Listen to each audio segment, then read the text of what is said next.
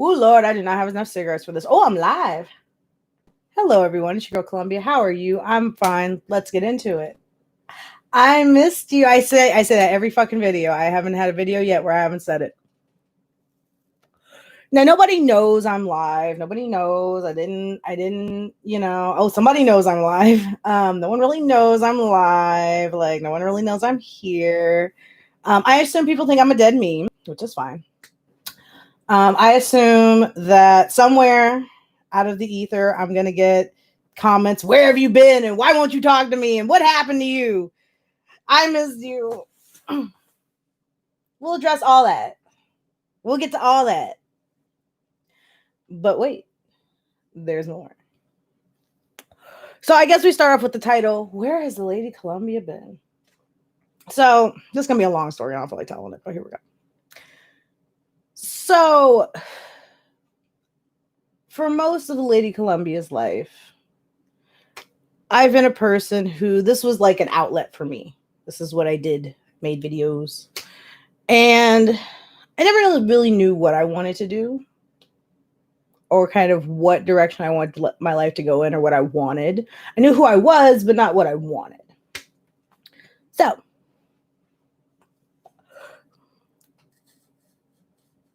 kind of living on my own, I realized that I can do whatever I want.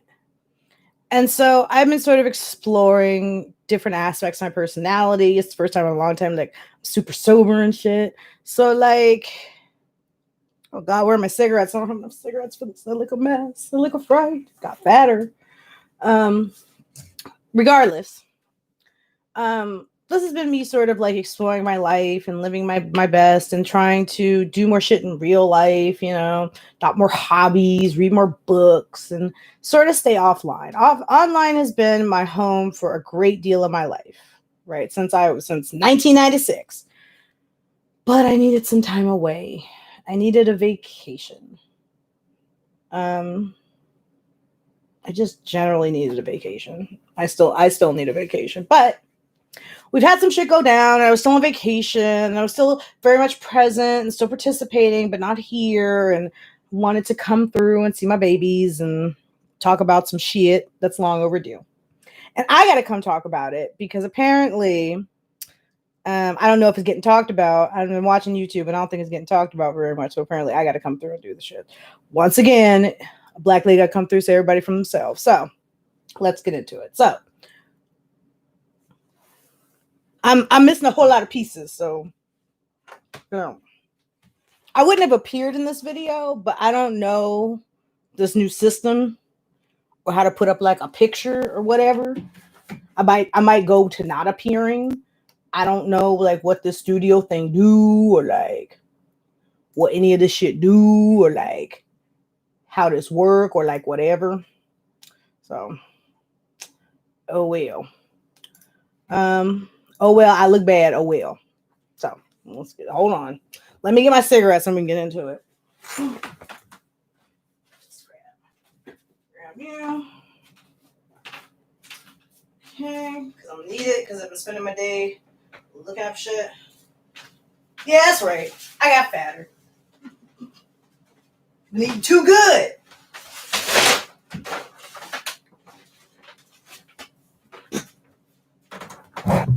So, first things first,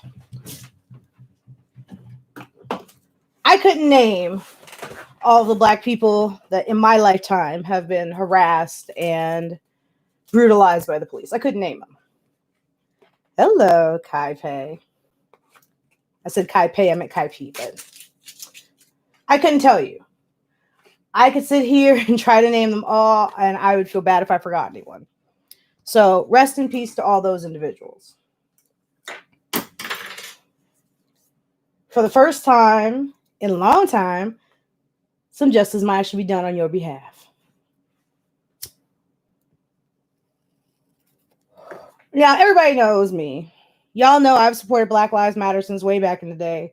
When they first started, when they were a terrorist group, when everybody hated them, when no major institution would support them. And now, now suddenly one example that seems starker than all the rest of the examples, even though all the rest of the examples were super stark, Now suddenly everybody in the world wants to support. Okay, whatever.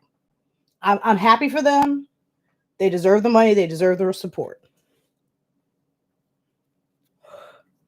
But we got some shit to talk about.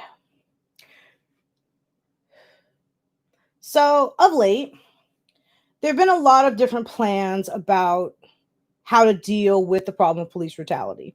From reformation, passing some reforms, to abolition, to defunding. There have been a lot of different plans out there. And, I'm not completely unaware of what happens on the internet or on Twitter because I get, Great Pirate Solomon lets me know. And he is asleep. Normally he'd be in the background of one of these videos. But I came here to talk about the problem that we face in terms of making policy. That's a general problem. And I've come here to talk about what white people in our sphere need to be doing in order to ensure the best possible outcome happens. So, and to sort of generally touch on what I've seen and kind of what I find is weird. So, I am very, very skeptical of the institutions that have been coming out and supporting Black Lives Matter. At first, I was happy because it's rare that Black people get that type of recognition from large institutions, from educational organizations, from, large colleges, from, big corporations, et cetera, et cetera. So I was happy at first, but then my Blackness set in and I was like, no, something wrong here. So these institutions are perfectly willing to do what they've always done. They'll give you a pittance to shut the fuck up, but they have no intention of changing hiring practices, of funding educational efforts, of making sure that Black people are in the pipeline to get the jobs, the best jobs these institutions provide, right? And to get Black people in the position where they are not discriminated against, to get Black people in the position where to help get Black people in the position where our concerns are recognized at every level, at this level of police brutality, at the level of education, at the level of economics, at the level of social political life, et cetera, et cetera. They ain't gonna do that though. We ain't doing all that. What we is gonna do though, we are definitely gonna throw some money at Black Lives Matter because we want you guys to still throw some money at us. We want you to keep that Amazon Prime, baby. Jeff Bezos has no problem coming out and fighting some random little person and being like, oh, baby, you think all lives matter? Well, let me tell you. And fucking Google ain't got no problem reprogramming Google Home to do this. Hey, Google, do Black Lives matter? I stand in solidarity with the U.S. and the rest of the world in supporting Black Lives Matter. If you want to learn more, I can help search for information. Visit google.com and search Black Lives Matter. Now, Google ain't got no problem reprogramming her shit to do that. And Apple ain't got no problem reprogramming motherfuckers to speak the line and period. And I appreciate that. That means something because when one of those assholes, one of those fucking, Midwestern assholes searches it up on their little fucking device, it's going to spit some shit they don't like at them. But at the end of the day, that doesn't matter. What Google just did and said to you is irrelevant, right? How many positions at Google are filled by qualified African Americans or African Americans encompassing all African Americans, both people who are descendants of slaves and people who are African immigrants? How does that matter to them? It doesn't. All right. When Black people were coming out a year ago, 2 years ago, talking about, listen, by the way, AI is being programmed by people who have inherent biases and who, when a corporation uses the word solidarity, is gross. So AI is being programmed by people who have inherent biases, and so those biases are being carried over into artificial intelligence. Oh no, little Black girl, it's fine. It's fine, little Black girl. That's fine. When 80 years ago, We were saying, hey, by the way, so we're dying at a really obscene rate in police custody and being brutalized by the police, and like we should really do something about that. Everyone's like, nah, little black girl, that's fine. That's fine. You okay? When we have tried to get anti-lynching bills passed, oh no, that's fine. That's fine. No, little black girl, you fine. That's good. Now suddenly, everybody wants to pretend like they're on black people's side. Well, I wonder the fuck why. It's not because of the starkness of this example, right? I think a lot of people tend to think that, well, George Floyd, it was so stark. I mean, it was so it seemed so black and white. That ain't it. That ain't it. The reason that corporations, politicians, the Republican Party kinda, and a lot of other organizations that would have said nothing otherwise have moved is because people are throwing bricks to the target. The United States set a bad precedent a long time ago. It set this precedent of we won't do shit, we won't listen to you, we won't care. But the moment someone damages property, or the moment there's a threat of violence, we'll move, we'll do something, I swear. The United States has a bad habit of doing that. It's been doing it for a long, long time, right? Black people may not have ever been freed had the United States not had to fight the Civil War in the first place. If the Confederacy had given up, like immediately they fired on Fort Sumter and been like, all right, no, the war's over, we don't really want to do this, we probably still would have had slavery. The United States does not move unless violence is committed. And it keeps making this really poor choice and setting up this pattern that makes it really easy for people to just go, we sick of it, fuck it, we just gonna riot. And then suddenly things are done. Why would you set this pattern up knowing that if you don't do something policy-wise when there's no violent impetus behind it, then you're solving the problem, right? You're not creating this pattern of we only do stuff when you guys get violent. Okay, fine, whatever. Looping back around to the point. What Google just did and what all the rest of the corporations did, giving all your money up to Black Lives Matter, that don't matter.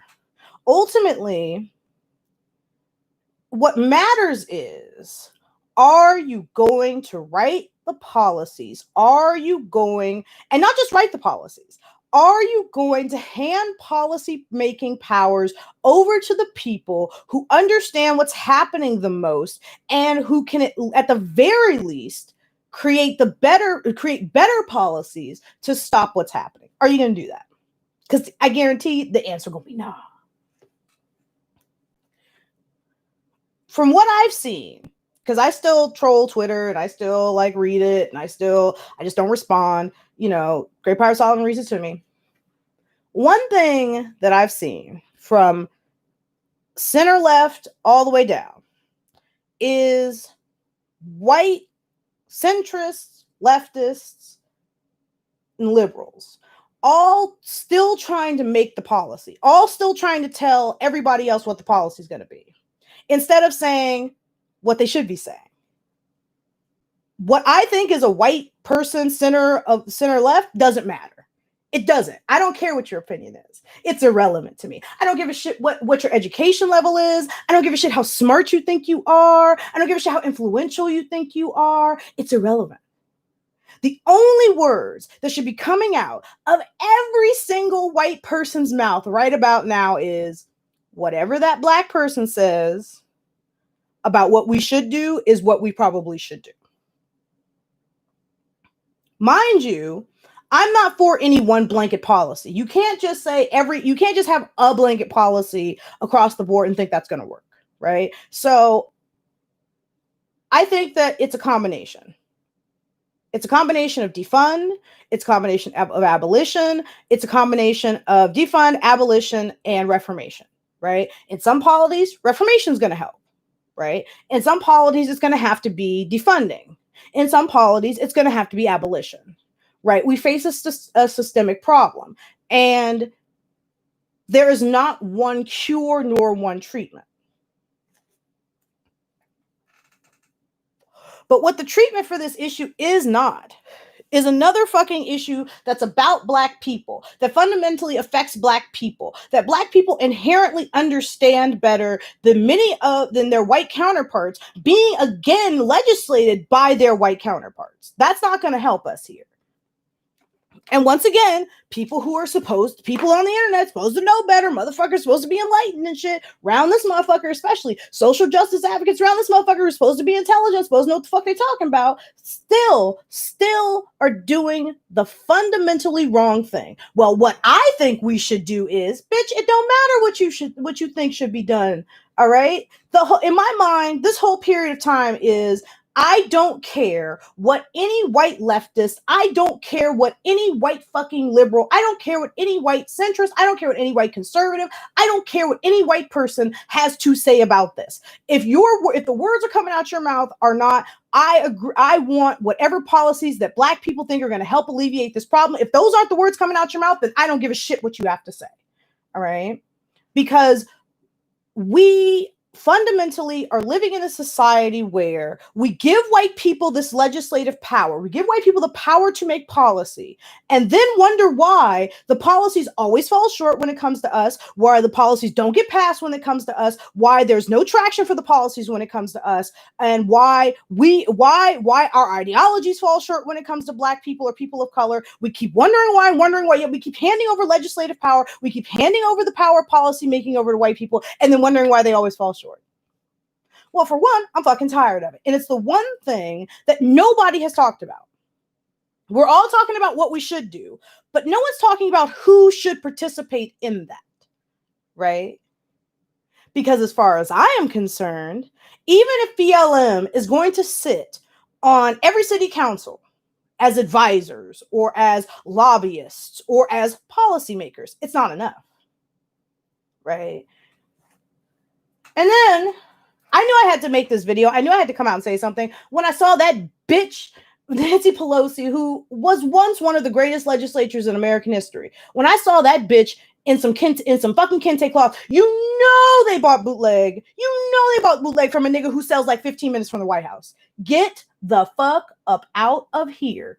I nearly killed my fucking self.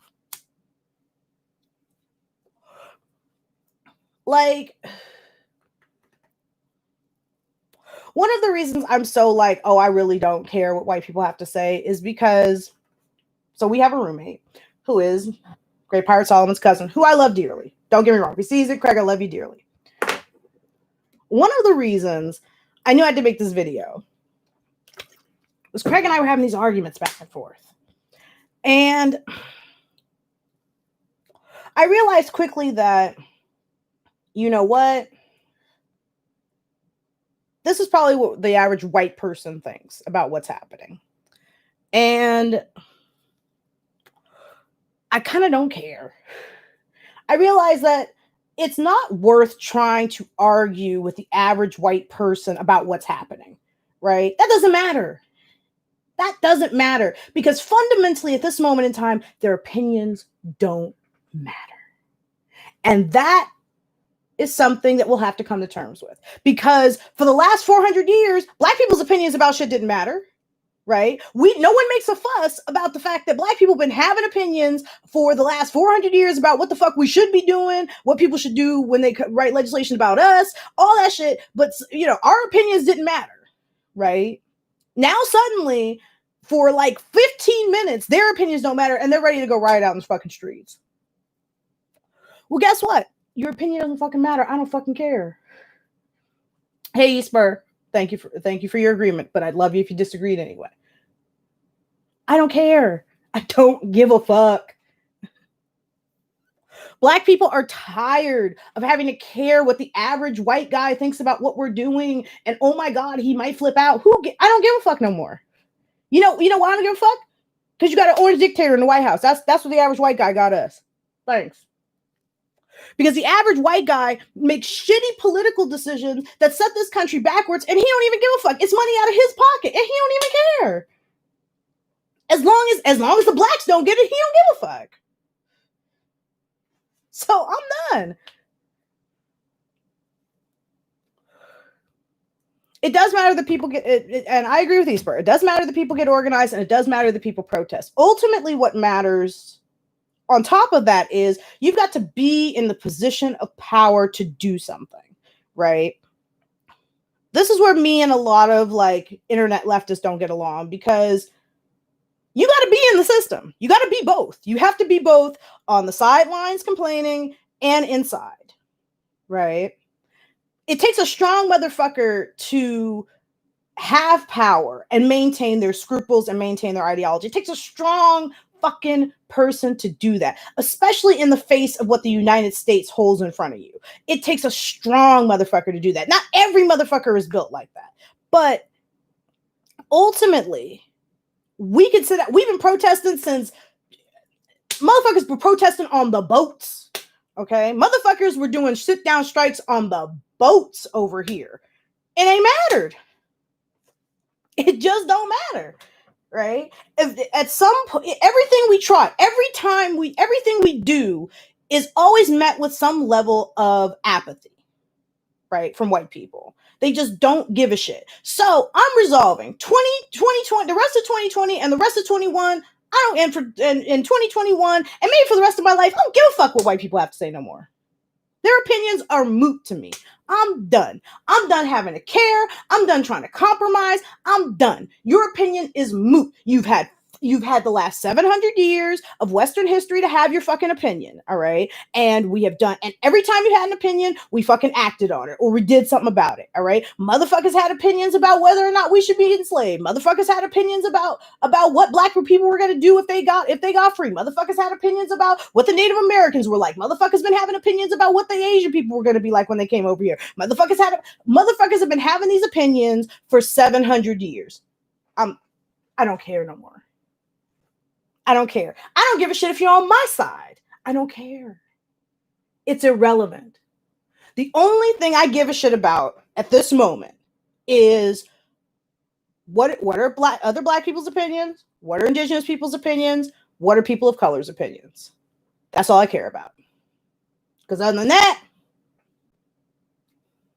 it don't matter. Child.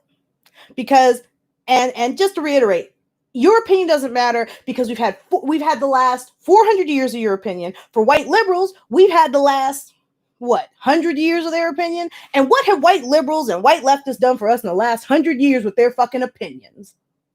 I'd like to know. Please tell me, what did Karl Marx's opinion? What did that matter to our plight as black people in the United States? Please tell me. I can't wait. I can't wait for the actuallys in the comments. I cannot wait. Please tell me what any of these motherfuckers running around on Twitter, what their white opinion has done for me lately. Oh, not a goddamn thing? Okay. Coming out hot tonight. Coming out real hot. So, there was that. We got a whole lot of other shit going on.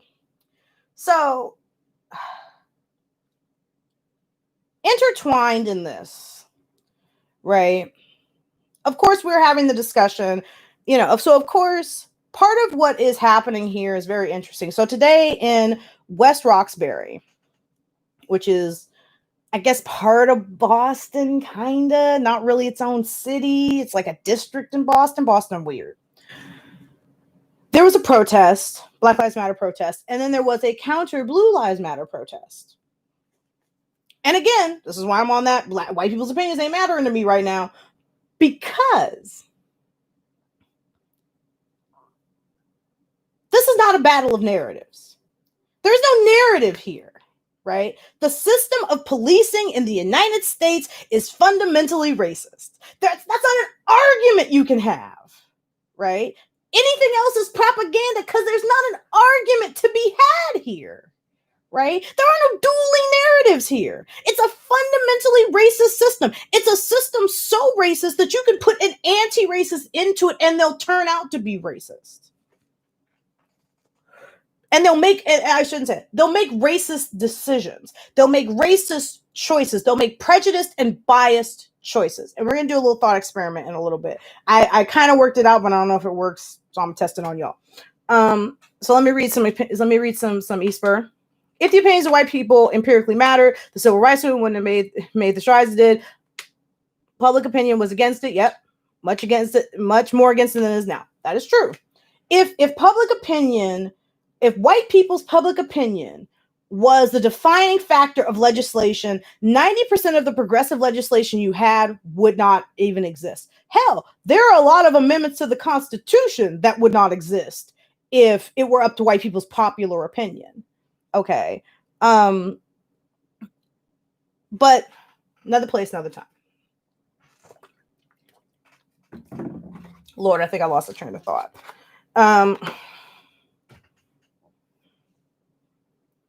So one thing I want to stress, we'll skip whatever I was talking about before because that happens on my live streams. Y'all know me. One thing I want to stress before I forget it is the important historical moment we have. And I wasn't really bitching about it on the internet, more or less, but I would bitch about it in real life to people a lot. We're at a very important historical moment and a very important nexus of things. One is you have the rising popularity in leftist ideologies. Two, you have a society that is more and more coming to grips with its past and more coming to grips with the fact that, oh, we did some shit, now we got to fix it. You have younger generations who are more and more informed about the atrocities of the past and are more and more want those things dealt with and fixed. And I want leftists to be able to seize this opportunity as best as they can, because this window of opportunity is closing. And right now we might be at the height of it, right? Right now, I think people are much more open to not only talking about racial injustices and, even, sexual injustices, I shouldn't say sexual, injustices involving gender and sex. And we're acknowledging the importance of many people who were not acknowledged throughout American history. And again, the popularity of leftist ideas shooting through the roof. I mean, I don't even think we're doing that great of a job sometimes with the way that we are approaching this, because we're kind of all over the place and it's a lot. But Business Insider just polled 1,000 people. And only 25% of them still supported capitalism. 25%.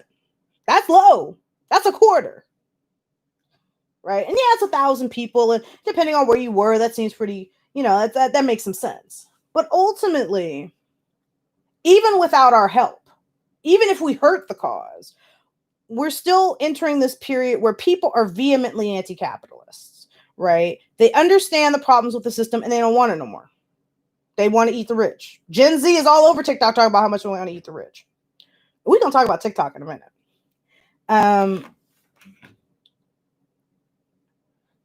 And we see the problems with capitalism and race intertwining. We see a system that on one hand, when they can get away with it, when it means that they're afraid they're going to lose Black supporters and Black subscribers and Black people throwing money at them, they are going to say Black Lives Matter, the cause.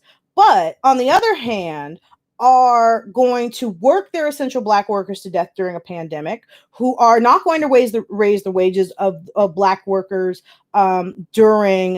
not only during a pandemic, but even for years of protesting prior to that pandemic, are not going to raise their wages, are not going to provide essential health care to those Black workers at little to no cost, are not going to do the things that would prove to Black people that our lives matter to them. What they are going to do, or that people who share our socioeconomic strata, need, they are going to pay lip service to us. So you have all the perfect storm. You have all these things combining. And I said early on that the protests you see aren't just about George Floyd, aren't just about Black people being angry over police brutality. It's a simmering of feelings about a number of things. Just because those things aren't at the top of the list and aren't on the signs doesn't mean that if you don't talk to these people that they're not upset about. Trust me, these protests are somewhat, I couldn't tell you to what percentage, but they are somewhat about anti-capitalism.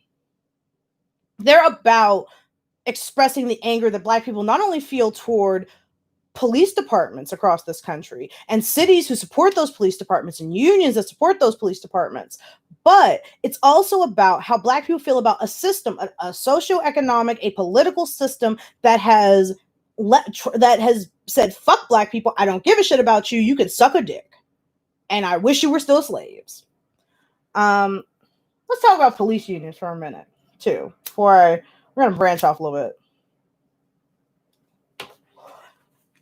If you want to abolish something, it's not the police first. Get rid of their unions first. The police unions are the good old boys clubs that let these guys continue to feel like their brutal tactics are the things that they should be doing. They have to be destroyed. Destroy the police unions first. Because, one, you get rid of them and you get rid of the fucking police easier.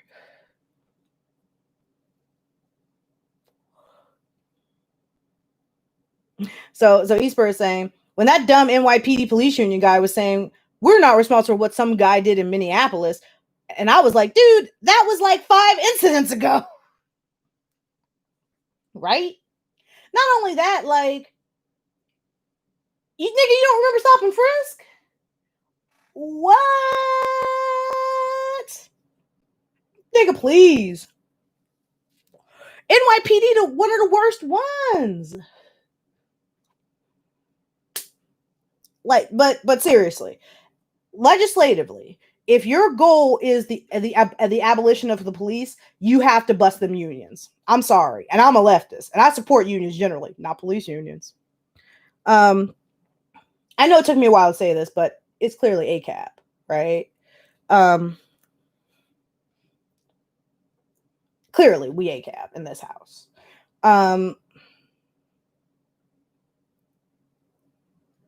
Policing is, as it is a model that just doesn't work anymore. And it shouldn't, right? It's the last bastion of white supremacy. It's the last thing, white people lost the Ku Klux Klan. White people lost the lynch mob. White people lost these extrajudicial forces that they had that also were interwoven into judicial forces that they had to harass and murder Black people. So the police became a legal way to kill Black people, and white people are for it. Not all of them, not the anti-racist ones, clearly, but the segment of white people who are so vehement about the police, who just can't seem to let this go, who can't seem to figure out that there is police brutality. Those your racist auntie who shows up to the fucking Blue Lives Matter protest, yeah, they want to see Black people dead, honey. And because that person's wearing a badge and they have that justifiable homicide thing going on, and ostensibly a license to kill, it means that they can murder these Black people, and it's got to be their fault. I mean, what cop would just kill somebody? I mean, that's fucking terrible. Anywho, bust them unions first. Bust them police unions first. Don't play me, child. Again, this is why I'm saying we really, really need to back the fuck up and listen to some Black folks, because I feel like white people are going to bungle the shit out of this. Also, Bill de Blasio, if somebody don't fucking hit you in the face, bruh, you a piece of shit, Bill de Blasio. Also, pause. I would also like to know, so my city, the city I live in, and all the neighboring cities, including Boston, have said, well, we're declaring racism a public health emergency. What the fuck does that mean? What does that entail exactly? What policy decisions can you make that you couldn't have made when it wasn't a public health emergency? I'm confused. Also, Massachusetts' problem with racism is not fundamentally a problem of its policing. Like, that's an issue. We have issues. But racism in polities manifests differently. And the way it manifests in Massachusetts is economic. So statistically, it's harder for a Black person to get a job. It's harder for a Black person to get a high-paying job. It's harder for a Black person to get a raise. It's harder for a Black person to get a home. It's harder for Black people to gain social mobility, et cetera, et cetera. That's where racism in Massachusetts lies. Now, What the fuck they're gonna do about that, I have no fucking idea. Because again, motherfuckers been telling you that for at least the last decade. I'm generally infuriated because, like, but we've been saying it. Ain't I been saying it? It's the line from Independence Day. I've been saying it. I've been saying it for 10 damn years. Ain't I been saying it? I've been saying it. Like, we've been saying this. Like, does a Target have to burn down every time there's a public policy? I have to go and burn down a fucking police station every time there's some public policy issue I need people to deal with because I'm black? Like, the fuck? Eastborough writes, I have a friend that's a cop and the police union is terrible. He says that they hate every other union, especially teachers union. Yeah, I know they do. And because I was talking to Great Pirate Solomon about it, I was like, yeah, we need to get rid of the police unions, but I'm a little iffy on saying that because I know how the leftist and unions, we like this, but no, they're terrible. I looked into it; they're pretty horrible. So, I'm mostly infuriated because I feel like we're going through another cycle of lip service where niggas are gonna say, oh, the Black Lives Matter, but so what you want to do, Mayor, whatever your name is? I mean, what you want to do? You're part of a system. You can help heal some of the systemic issues here. What you want to do? But see, I wasn't that. What I wanted to do was nothing. Okay, so I just feel like let's just do nothing. Is that good? Let's do that.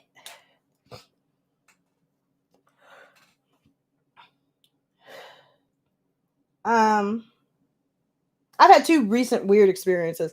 One is that, like, I've noticed people are extra nice to me or they're extra gruff. Like, since the protests started, people are really extra. Like, the only person I have an experiences from who isn't, Great Pirate Solomon is my roommate. He's been the same motherfucker the whole time. And don't get me wrong, Craig's a good dude. He's down for the cause. We have our disagreements, but that's my heart. That's a friend of mine. Like, don't come for my nigga. But at the end of the day, he's the only motherfucker who ain't been different. People have been real weirdly different. So people are either really extra nice to me, like, oh my God, thank you, you're so nice. Or they've been like, oh, yeah, whatever. Like, I can't. Massachusetts sucks. This place sucks. Like, listen, part of me loves it. Part of me, there's a type of white guy who lives here who's really great. He's this real gruff, like, Massachusetts guy. And, like, you think, oh, it's going to be some shit. Like, you see him on the bus, everything, oh, he's going to say some shit to me. And he walks over to you and you think, oh, it's going to be some bullshit. And he, like, asks you for a cigarette. And next thing you know, y'all are talking and capping. And he hates the police. And he about that Black Lives Matter. Like, and he great. And he's like 55, 56 years old. Like, you think it's going to be some shit, but it's not. And then there's some other Massachusetts guys who just like, I could fucking kill you right now. A lot of these niggas are not that bad though. I fuck with them. But at the end of the day, like, it's so hard. The state feels like it's so behind and shit. And as a Californian, like, I'm used to, like, we on the forefront of shit. We doing shit. We working. We going forward. We doing shit. We doing shit. And, like, here, everything feels like, oh, y'all ain't done that yet? It's been 10 years, y'all. Y'all ain't, but it's, child. Whew, okay. So, we gonna be circling back 4-5 times before this is over. We're supposed to talk about something else, but I can't. So we're just gonna talk about whatever. What's in the news? We are seeing more and more cops, like, being arrested, which is good for murdering people, which is good. The president's taking a hit. We did see the Supreme Court, protect the. I had a thought experiment for us. Here's Mar-a-Lago. Okay. Mar-a-Lago said, bitch, I was waiting on thought experiment. That's the only reason I'm here. Okay. So I'm going to set this up a little bit and then we'll go into the experiment. So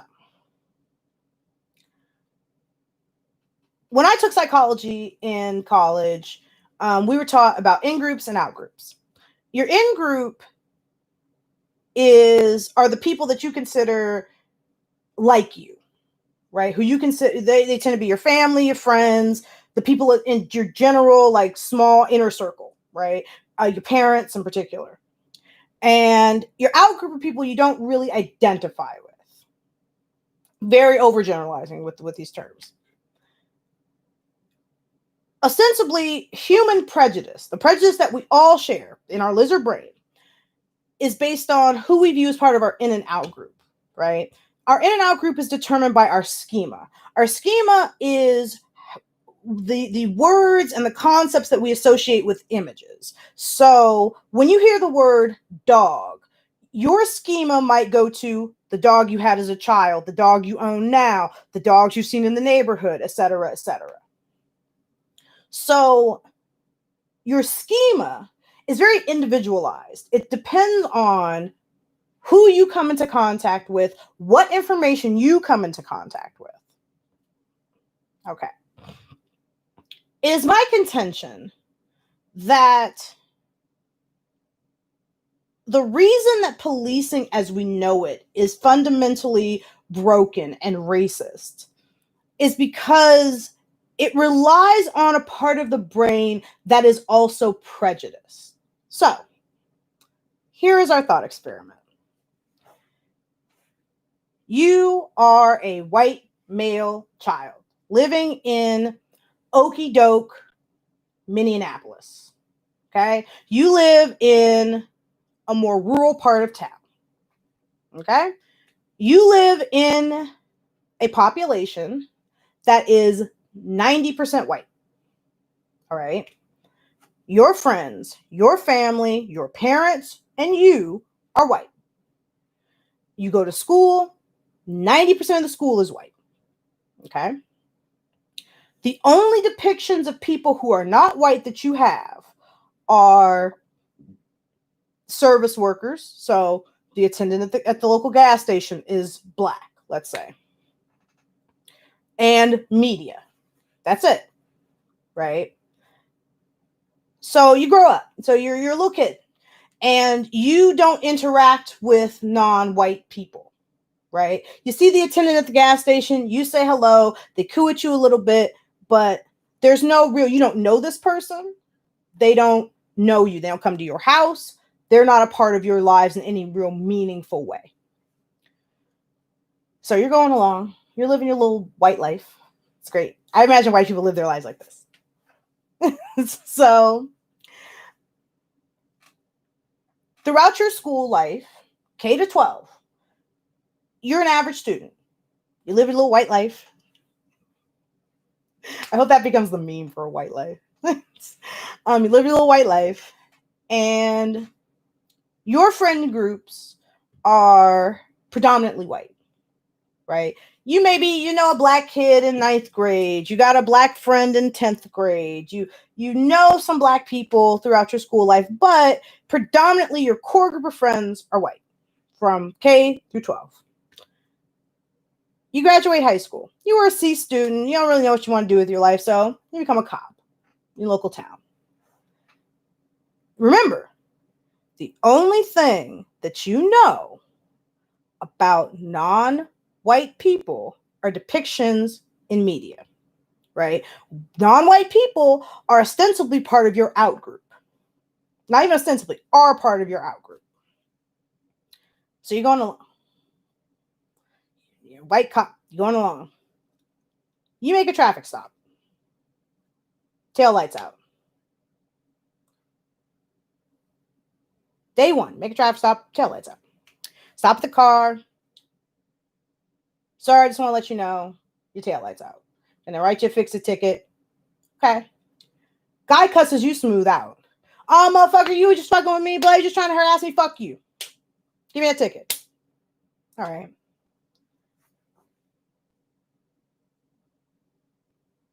That was your first day. That was your first interaction. And that's your first interaction. Now, you feel a little shaken. You feel a little upset. You feel some type of way. Hey, I'm a cop. I'm white. What happened to this? What's this? Your next few interactions are fine. Regular traffic stops, mixed bag, fine. But at every stop you have, you remember that guy who cussed you out. He was an asshole, right? You think the next guy's gonna be an asshole? So you go on your third traffic stop. Still got this guy in your head. He's a douche, right? And so instead of being like, hey, sir, I just want to let you know your traffic light's out. I'm sorry, I'm going to have to write you a fixed ticket. You're like, hey, your traffic light's out. Write a fixed ticket. Give it to him. Keep pushing. Keep pushing. Your sixth traffic stop. Had a couple, they were all right. You were still a bit gruff, but people, they left. It was all right, whatever. Sixth traffic stop. Guy pulls a gun out on you. He's black. Pulls a gun out on you. You're able to de-escalate. He made a bad choice. He didn't shoot you. You didn't shoot him. But you made a bad choice. You made a bad choice. You arrest him. Never see him again. But you're shaking. That guy tried to kill me. Subsequently, you got in your head that black guy tried to kill me. So now, that was your sixth traffic stop. What's your seventh traffic stop going to be like? You see another black guy. You're still shaking. You don't know you're shaking, but you're still shaking. You see him. You pull him over. And you wonder, your lizard brain does it all for you. You and your forebrain up here where you do all the big important shit. This one isn't the one that a cop uses. It's back here. It's that lizard brain.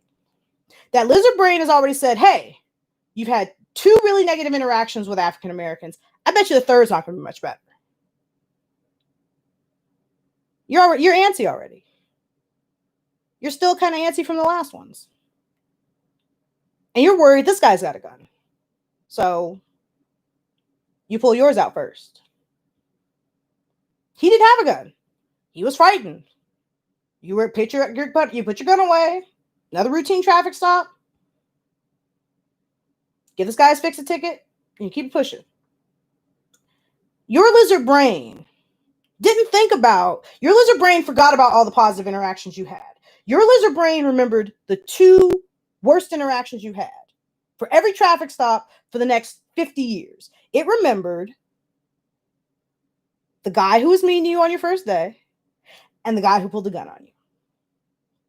And your lizard brain makes the association because you already view this group of people as part of your out group. You don't know anything about them personally. You are always going to react in a way that's negative toward this group of people because your brain says, okay, if I'm going to keep you alive, brother man, then you're going to have to treat black people like shit because the last black person you met wasn't really the last black person you met, but your memory acts as if that was the last black person you met. The last black person you met tried to kill you. Point being, look at these cops. Look at their backgrounds. Even if they were these were the nicest guys in the world who had known all the black people in the world, knew what the situation in the community was.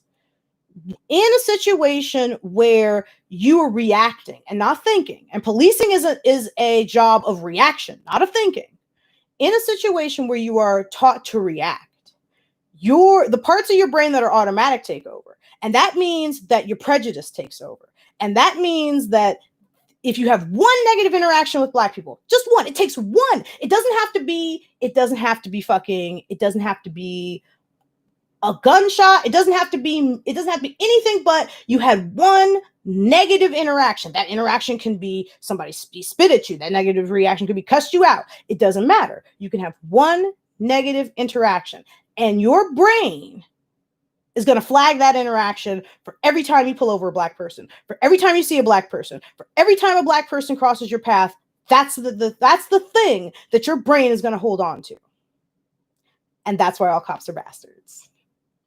Because policing means that policing means that it indulges the most prejudiced parts of your brain and tells these guys that all Black people are dangerous. Mind you, their only interaction with Black people are media. So they already believe all Black people are dangerous. They already believe Black people are more dangerous or more criminal or more likely to have drugs on them. So they're always going to treat Black people like that because their job is to be prejudiced. I don't know if that was a thought experiment, but I did it. Okay, so I might clean that up for a real video. Who knows? So I didn't just want to talk about where I've been, but I'll reiterate in case you got to the party late. Been living my best. And I needed time away from the internet. The internet, as much as I didn't need time away from the internet. I needed time away from the war. I've been fighting the Great War my whole life. I'm Black. I fought the Great War in public. I fought the Great War online. I fought the Great War everywhere my whole life. I'm tired, nigga. I needed some time off, and I still kind of do. It's not that I ever stopped fighting the war, because it ain't like I stopped trying to radicalize people at work or radicalize people in the real world. Child. But I need some time away from this place, because it's just a lot. The war here is a lot. And my mental health depended on, hold on, let me move my water. I got your comment in an Eastburg. The war depended a lot. It takes a lot of mental energy, and I just couldn't, and still kind of can't. I basically have a stalking Twitter. That's where I stalk. That's where I go to like read people's shit, and that's it. Right? I've not seen LadyColumbia's Twitter. I don't know what that's like. I don't know where that's been. I'm gonna check on that probably after this. Eastburg Fitzroy, also police training reinforces that everyone's out to get them. Yes. So if you on top of all that, right, you believe that the cops are out to get, everyone is out to get you, and you think Black people are more prone to criminality, and you think Black people are more dangerous, what you think gonna happen? Child. So it's a hard knock life. So that's sort of taking me out of the war. So I know that I didn't want to stay silent because I can't stay silent, but I'm also never going to be silent. And two, just because I'm not here doesn't mean I'm not working, child. But we'll talk about some happier shit. So me and the Great Pirate Solomon are building. I'm going to build a rig. I haven't done it in years. This will be fun. Child, I realized I didn't know shit about SSDs. Because the last time I built a rig, niggas didn't use SSDs. Y'all know that? So, I realized I didn't know shit. So, now I'm well versed. But now I'm building my own PC and, trying to slowly acquire the parts for that. And thank you. I am very excited. I went to buy the Mobo today, but Micro Center lied to me about having this Mobo, bruh. These motherfuckers had the nerve to be like, they had it up on their website. And then so I'm like, all right, fuck it, I'm buying it today, right? Because I couldn't find it no place else. Then they had the nerve to call me like 10 minutes later and be like, oh, so we don't really have this one in stock yet. But Great Pirate Solomon told me that his like just came out. So we'll wait a couple weeks, make sure people got it in stock. I haven't gotten it on pre-order. I'm slightly thinking about just going and getting the pre-order because I didn't have to pay for the reservation I made. So I'm slightly thinking about going and getting it on pre-order or whatever. It's fuck it. But we got everything picked out, and I'm excited. I'm going AMD for like first time in my life, and I'm scared, but I'm excited. So, definitely we're going to film. I'm going to put up on my channel and his, so we'll have that going on. If you guys do want to see more of me, what I am doing consistently is I'm on the Great Pirate Solomon's channel we do a date night dumpster thing where we watch a bad movie together. It's something we would do normally, but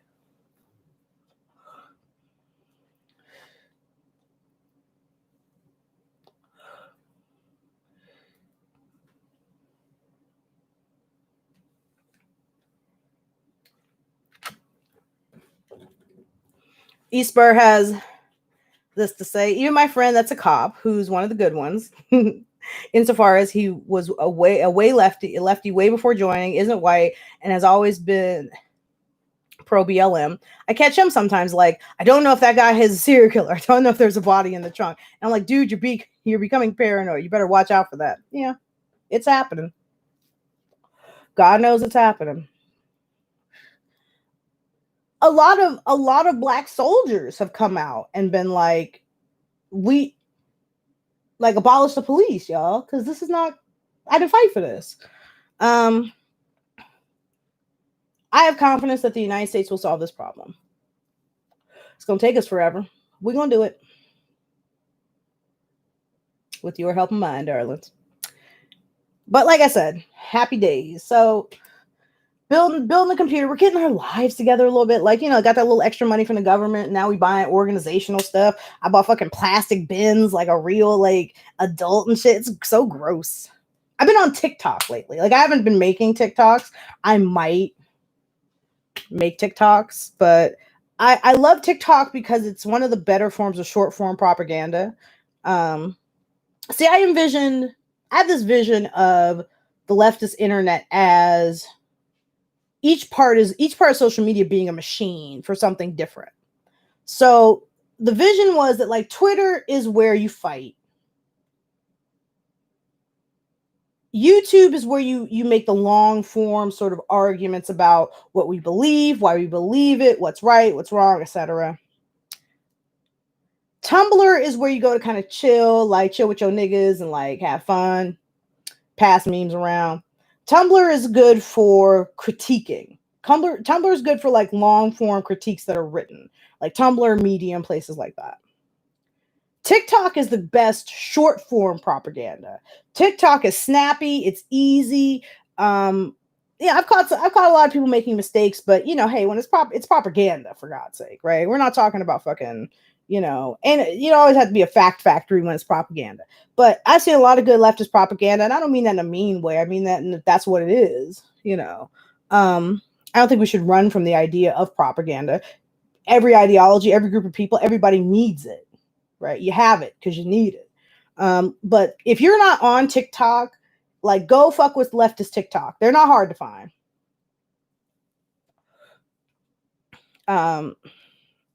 If I think to do it after this video, I'll post some. I'll put some of their some links to some channels I follow or some individual I follow on TikTok. It's decent. I like it. It's snappy. I stays humming. Corporations don't care about your feelings. Stop pretending like they're fun on Twitter. Corporations don't care about your feelings. You're not immune to propaganda. I wanted them to eat the rich earrings, but that bitch didn't have none. I'm mad. I saw the bully millennials hashtag lately, and millennials, we have to realize we're in a tough position. We've inherited all the problems of the boomers and some of their mannerisms.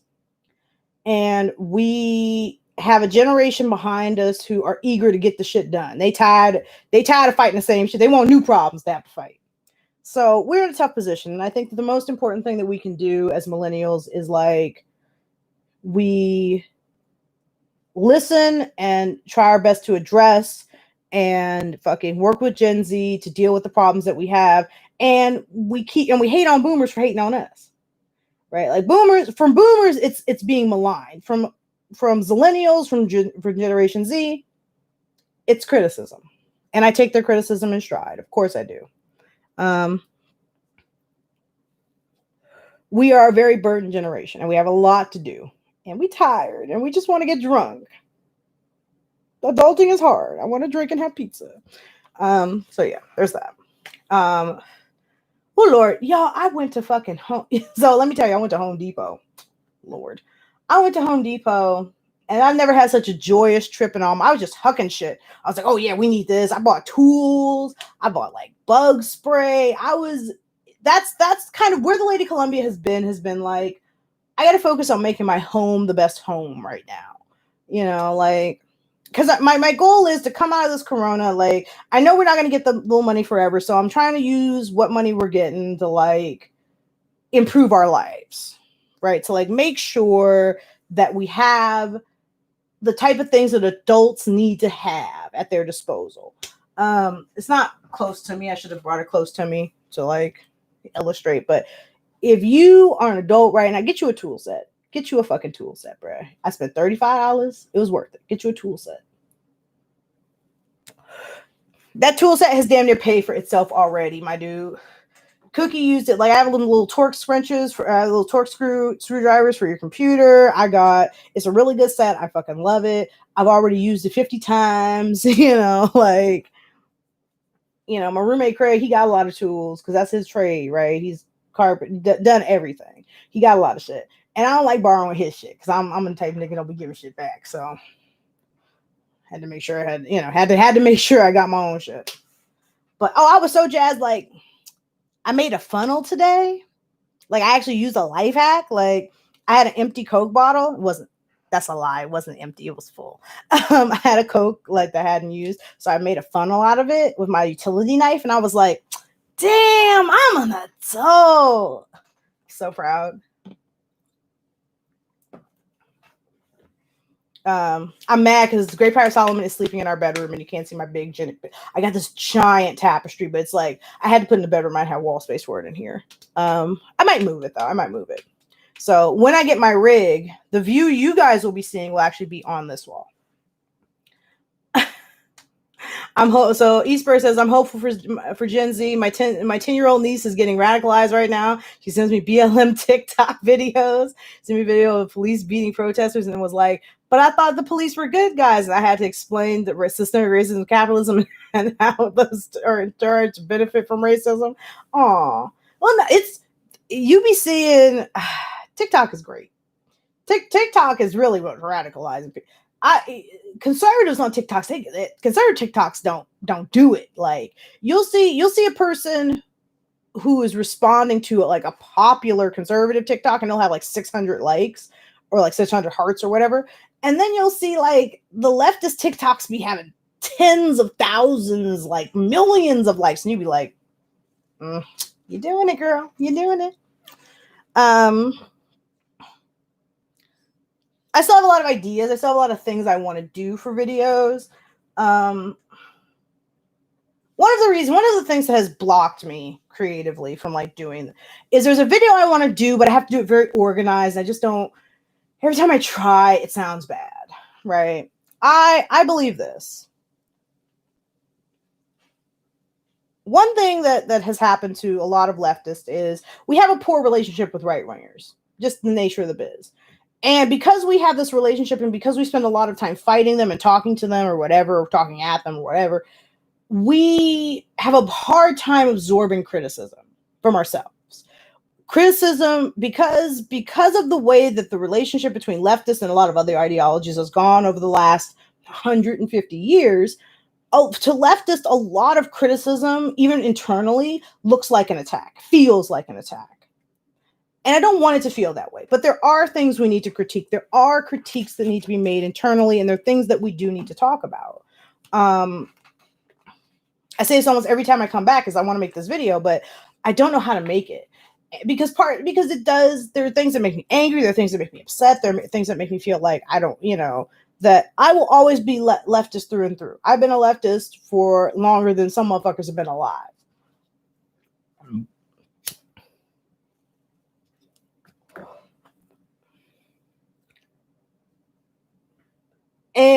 But I also recognize that we have a short window of opportunity and we have a good opportunity to do the things that we want to do and get into a position where future generations can build on the things that we do. But it's going to take some work. It's going to take a lot of compromise. There's going to be a lot of compromise in that. There's going to be a lot of not achieving everything you want in a generation. There's going to be a lot of not going directly for a particular ideological step, that's not the immediate goal. And I think it's gonna piss a lot of people off. And that's not what I'm afraid of, because I don't really give a shit. Y'all know me. Anything you know about me is, bitch, I'll tell you. I don't give a fuck what you believe. I'll tell you fucking apart. But I do want it to be understood that this isn't the LadyColumbia goes right wing.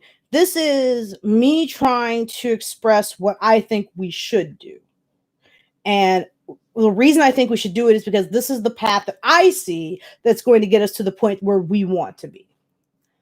But that just takes a lot of time, a lot of effort, and all my social energy is gone. It's zapped. Like, I know Kaufman gonna show up. If he's not watching right now, he's gonna show up and be like, "Where the fuck you been at, woman?"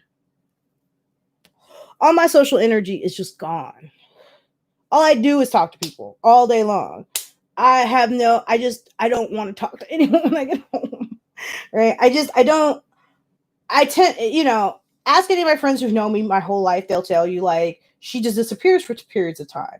Because what happens is, I don't want to feel like I'm the friend who's just going, yeah, oh, yeah, that's terrible. Oh, my God. I don't want to be the friend who's phoning it in with you.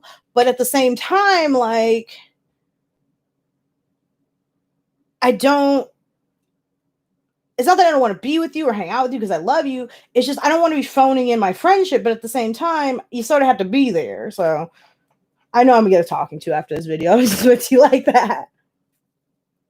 My best friend got married, had her baby. That's been real exciting, and I'm mad because it's all been during COVID, so I haven't gotten to like go to see her, and I'm pissed. I'm gonna try to take some time off. Great Pirate Solomon and I were supposed to go to Louisiana. That didn't happen. So I'm gonna try to take some time off at some point while we're still working reduced hours and go see her and go see the baby. I want to try to get a COVID test before that.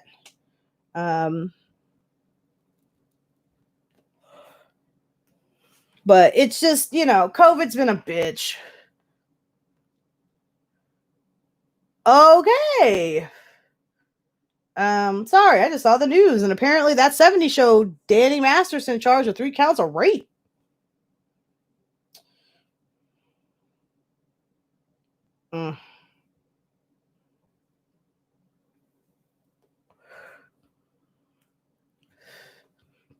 It's been a wild ride. I'm gonna tell you.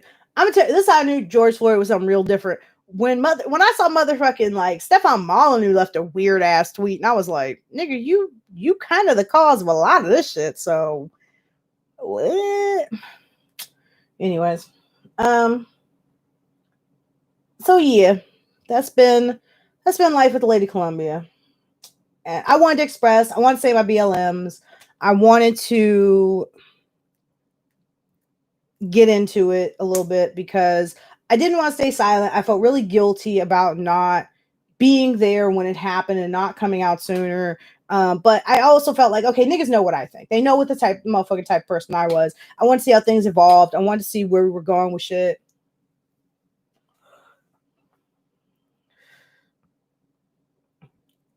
Eastbird says, I've been a leftist since Bush stole the election in 2000. When people on YT are like, I used to be all right like 2 years ago. I feel like they have no right to complain about me.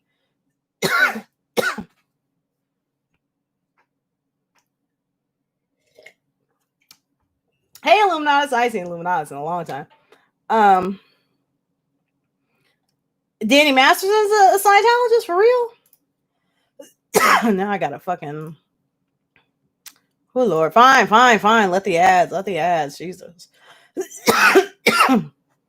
He's a Scientologist or shit. Well, if he's a Scientologist, he ain't gonna get no time. Yeah. And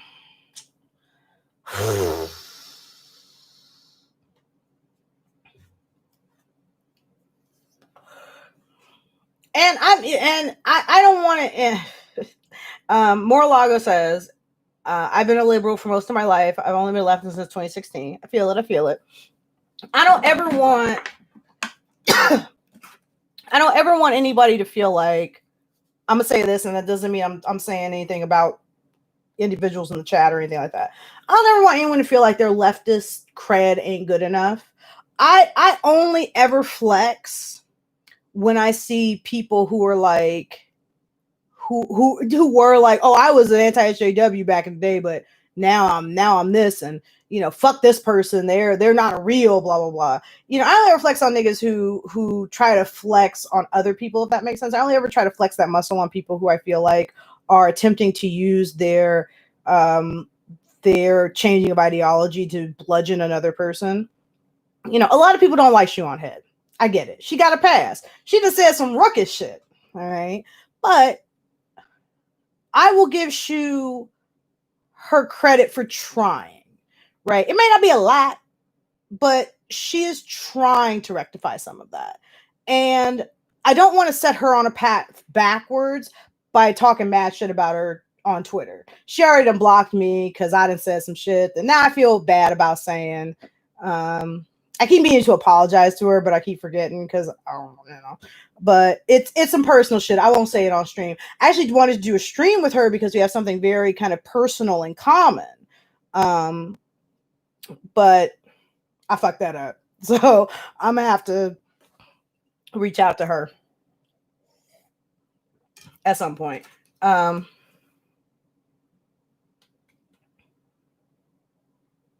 Oh no, Mar-a-Lago, I didn't feel like you felt like you were getting attacked. I wanted to be known for future purpose, but I appreciate the sentiments, honey. And you know, talk, don't talk, whatever you want to do, honey. Be part of my conversation always. Espur went through and said, I went through periods I would characterize as liberal only because they tricked me into thinking they were actually in favor of things that they said. I want liberals to, you know, part of me is like this. Part of me is like, fuck liberals, you know, get out of my face with that shit. Part of me is like this. Every stepping stone matters. If you center left, you could be liberal. Liberal, you can be a little more progressive. A little more progressive, you could be a leftist. I'm not going to hate if you stuck on liberal. That's your business. All right. If I could move the country in a more center left direction, I'd be doing good. Right? Because we stuck on right wing right now. Like a long time we've been stuck on right wing. We stuck on right wing right now. So if I can inch us to the left, I'm not concerned about how far. It's going to take us a while to get the leftist in America, if ever. It's going to take us a long time. If I can inch us to the left, I'm good. I don't know how cameras work. Illuminatus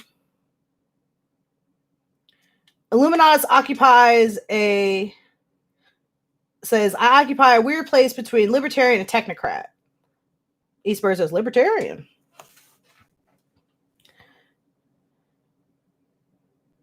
Actually, Espur says left libertarian, question mark.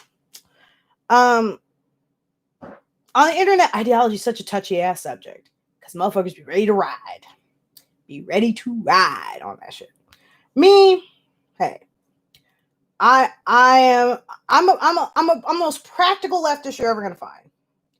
I'm really practical about it. I have my ideals. I have what I think is possible. I don't let myself indulge in what I want, right? Because that's my personality, period. Right? I don't let myself indulge in what I want. I only indulge in what I think is possible in politics. And I think market socialism is possible. I think that markets are still something that you need, but markets that are owned by the public and collectives of the public are the best way to go because we're all still profiting from those things. We can all still augment those things, and we can create markets that include the notions of the conservation of the planet, the conservation of our resources, the insurance of our life, the insurance of a baseline, a standard of living baseline that everybody has to have. We can reshape what markets are without, this is my good side, by the way, without indulging in capitalism, but we can still have markets. So I think that's possible. I think that market socialism is the stepping stone to whatever's next. And I'm the type of dumb motherfucker who's willing to say this. I don't know. I'm not the type of dumb motherfucker. I'm the type of dumb motherfucker who's like this. I won't say what should come after that though. I think what I believe and what I want is a stepping stone. I know that it should be surpassed, but I'm unsure as to what should come next. I'm not the type of person who's ever going to say, well, we should have anarchism, or we should have socialism, period, outright, or we should have communism outright, or I don't know. I think that to me, it's a form of intergenerational tyranny to prescribe for a future generation who will face very different circumstances than I ever lived in what they should have. That's half the problem with the social contract as is. The social contract is ostensibly a contract signed by niggas who lived way before me for me, and I have very little power to augment it. So it's my belief that it's up to Generation Z and Z.1 and Z.2 to have the discussions about, okay, we've achieved this, what comes next? How do we build for what comes after that?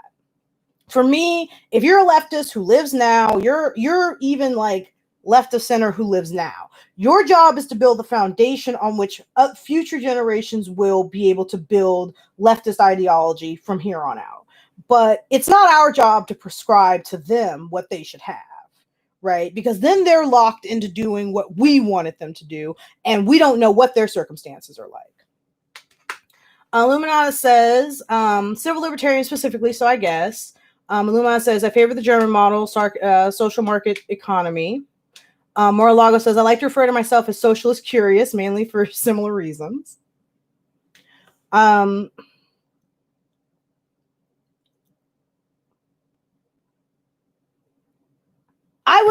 want us to be more experimental. I also like to just go left and keep going. Whatever we end up with, LOL. If it's anarchism, then it's anarchism. Right. I just keep doing you, baby. That's how I feel. Keep doing you. If it turns out to be something that I didn't necessarily love or prescribe, great. Right. I'll be long dead, so I don't have to live with it. But that's sort of variation of what I'm saying, Esper, that I'll be long dead before we ever got to the point where we had anarchism.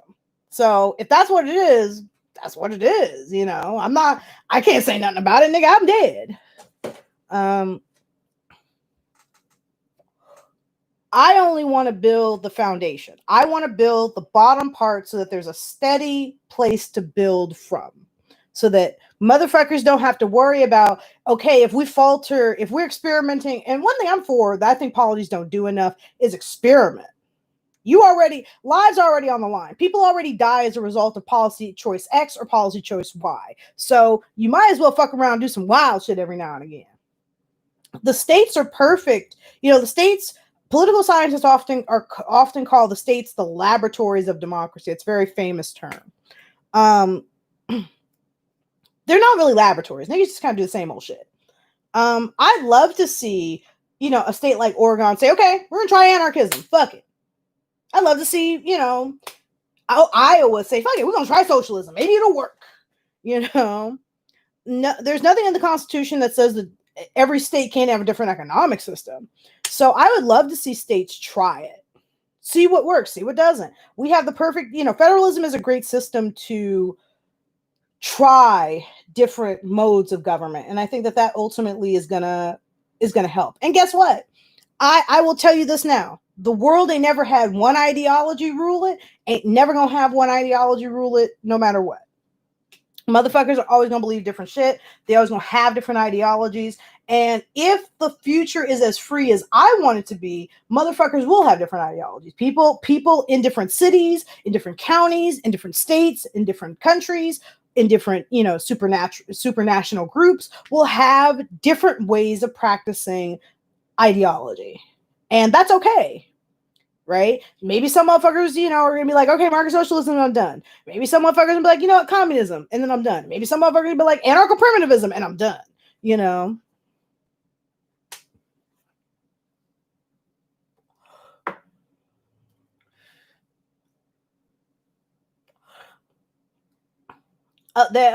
Eastworth says they have state-owned banks that give out loans at low interest rates in one of the Dakotas. I forget which one.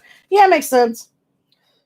One thing that's interesting is you'll find a lot of red states that have these very social democracy or democratic, you know, they have this very like democratic socialist or social democracy policies. Alaska is very similar, has the permanent fund where every Alaskan gets a dividend check for the oil royalties. So instead of the oil royalty, normally oil royalties go to the government. Instead, the oil royalties go directly to the people. Alaska is fiercely protective over the permanent fund. You can't be no Republican and run. Eastburg says Alaska UBI. LOL. Yep. You can't be no Republican and run on dismantling the permanent fund. They will chase you out of Alaska on fucking polar bears. Like, they don't give a fuck. I love the concept of UBI. I think UBI is something that we need desperately, because wages are stagnant. And if people don't believe that one thing that has kept the economy going during COVID is people taking that extra $600 from the federal government every fucking week. That's kept the economy going. You don't know how much shopping me and the Great Pirates Island probably averaged we probably averaged like 2 Amazon packages, maybe 3 Amazon packages a month before COVID, when we were just getting paid regular full-time work. Nigga, we averaging like 3 a day now. There are weeks that every day of the week there was an Amazon package at our door. Every day. Because we couldn't go nowhere. We couldn't go anywhere. I didn't necessarily want to use Amazon because I know that I fucking hate their practices. But we couldn't go nowhere and buy nothing. And we still needed stuff. So there you go. But you can't be a Republican and run on bootstraps. You can't. You can't be in a lot of these Republican polities where there are these like weird social democracy. In fact, in Alaska, the Republicans came up with the permanent fund. But in a lot of these red states where they have like weird social democracy policies that are social democratic or democratic socialist, because I always get the two confused. So I just end up saying them both. You better not run against them. Hell no, you can't. But Republicans also, like, nationally, they don't want to give people that. Which is weird. The Republican Party became this weird party of the rich. And it's odd because you look at Republican history and it's like the Republican Party was always the party of relatively wealthy people. Always, always. That was always one of their constituencies. But for most of their history, they really played to the little people. So in the earliest parts of the Republican Party, they're playing to, fairly progressive white people. They're definitely playing to black people. They're playing to northern farmers. They're playing to northern, industrial interests. You can sort of see, okay, yeah, they're balancing those things. In the last 50 years, they've been like, man, fuck everybody but rich people. And ultimately, it's going to be the end of their party. Like, it's a slow burn. It may not even be in my lifetime that it destroys their party, but it will.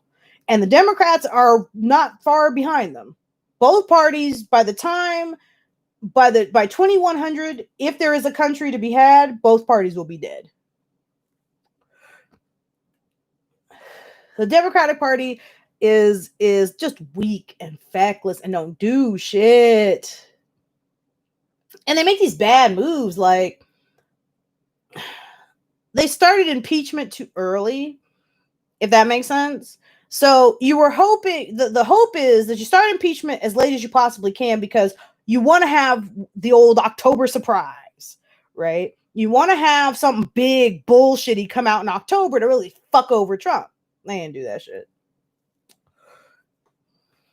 Trump's approval rating is down now, but we still got months and months and months to go before the election. He's going to have to really fuck this whole ass country up in October. And then motherfuckers going to be like, nope. Another reason I've kind of been gone to is I wanted to avoid the debate on Biden. He's not a great candidate. I don't fucking like him. But leftists have been having this weird sort of like, I don't fuck with Biden. I'm staying out of this.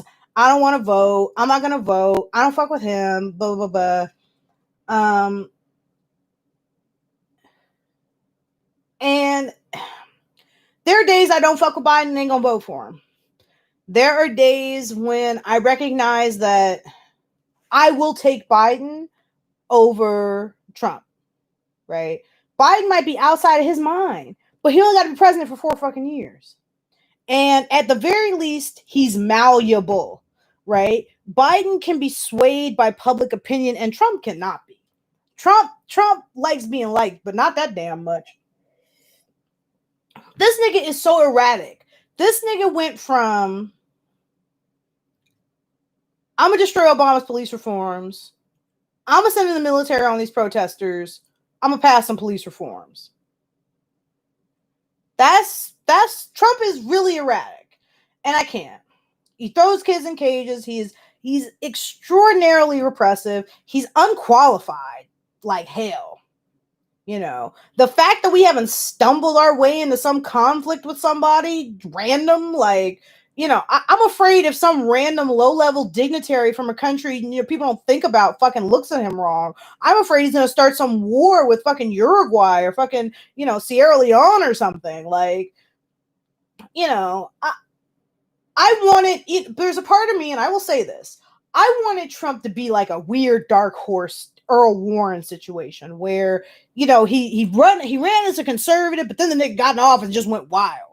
And because Trump has no experience, he doesn't have all these things. I've said this on stream before.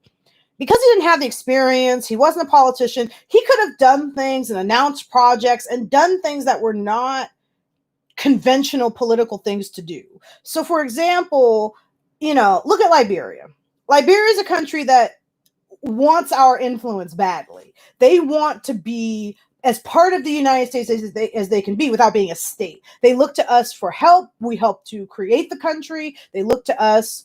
And I'm getting the comments in a second. They look to us for guidance. They want us to help them when it, you know, when the Ebola outbreak came, they were looking to us for, you know, for resources. It's a country that we need to be supporting, right?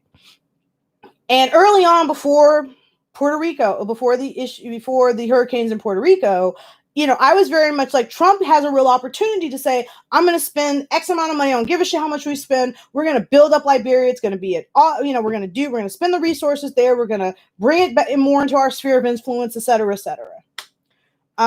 There are strategic reasons why, because it's one of the few African countries that isn't landlocked. It is a West Coast African country, so it's not difficult to get to from Europe or from the United States. It's a population that already speaks English, and although the history of Liberia is a torrid affair, it is one that it is a country that we can help to build and help to influence in the least racist way you can do that. By, you know, funding education, by helping to provide the resources to help them build better infrastructure. There was a project there for Trump, and it was ready-made, right? And it was a good Samaritan sort of, you know, we're not imperialist, we're working with you, we're building, you know, we're helping you build. This is about giving you bootstraps. This is about pulling you guys up by the bootstraps. This isn't about charity. It's not about welfare. This isn't about imperialism or colonialism, albeit it's a little bit about, it's not about imperialism. It's about the sphere of influence.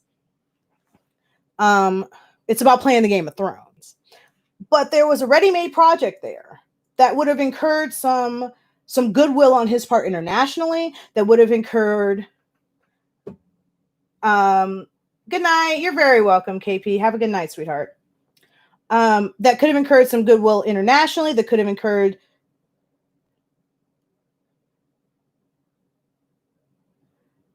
somehow I know about KP, that could have, because it just said go, and I was like, what? That's when you like when shit like that happens. Is when you learn go and good night are two have very different sentiments. It's good. I don't think he's gonna freak. All right, I gotta get to the comments. I'll get them in a second. He could have incurred a lot of goodwill here. He could have incurred a lot more, you know, kind of African American support. He could have incurred a lot more international support. Instead, he's a dum-dum. So then he destroyed. You know, he flooded Puerto Rico. He fucked Puerto Rico over, right? And then showing up and shooting fucking paper towels like basketballs. That was even worse. Like, he fucked Puerto Rico over. He did everything he possibly could to fuck this up. When he could have been, maybe he would have been a great president, right? He's not FDR, and he ain't, you know, he's not FDR, and Obama's not a great president, but he's not FDR, and he's not fucking, you know, Washington or whatever, but he could have been a middling president. He could have been a president that left office and we were like, he was bad, but he did some shit we like. No, this nigga was the most repressive nigga he could be because he dumb as shit. Let's get to some comments. So Illuminati says he was Yang Gang and now he's at a loss. I understand that. I do understand that. We liked UBI. You know, Yang ran single issue candidate. UBI ran single issue.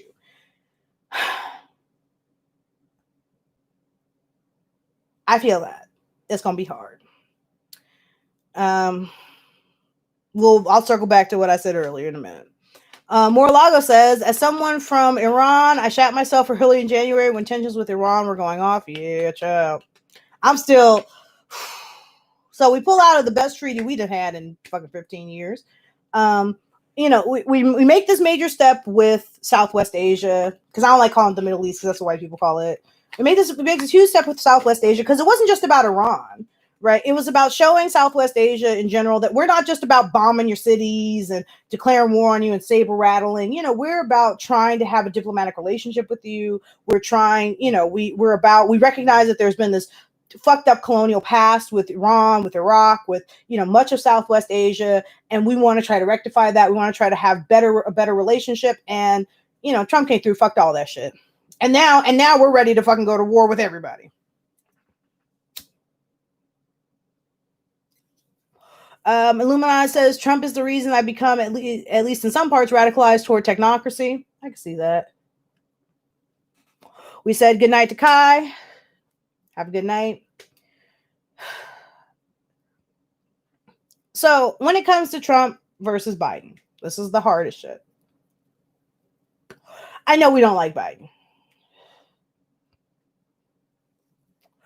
I know we don't like Biden. I know he is a stumbly, bumbly fool who is not left enough to please George H.W. Bush. Okay? But Lord Jesus, anybody but that other nigga. Anybody but Trump. I'll never forget the stream I made the 91. It was just shock.